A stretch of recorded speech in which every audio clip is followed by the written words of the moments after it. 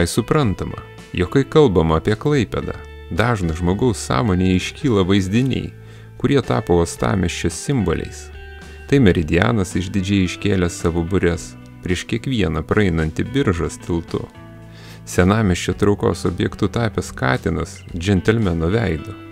Teatro aikštė su paminklu Klaipėdos krašto poetui Simonui Dachui, ant kurio puikuojasi Taravos Anikės skulptūra ir dar daugybė kitų simbolių, kurie kiekvieno nebeingo Klaipėdos kraštui žmogaus širdyje paliko savo pėdsaką.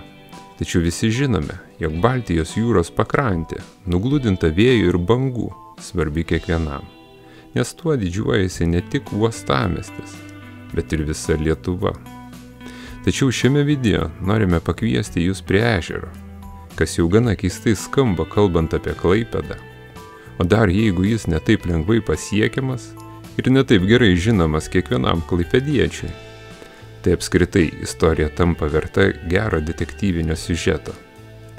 Dažniausiai čia apsilanko dviračių transporto priemonių entuziastai, keliaudami dviračių taku vedančių iš Klaipėdos per Palangą iki pat Šventosios kurorto.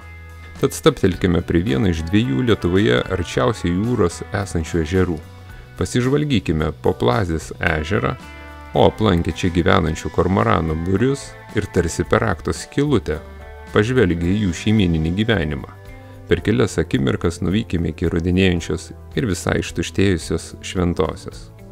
O kol keliaujame kartais sustodami pasigrožėti poeto plunksnos vertais vaizdais, tikimės jūsų patiktukų, komentarų ir žinoma kanalo prenumeratos.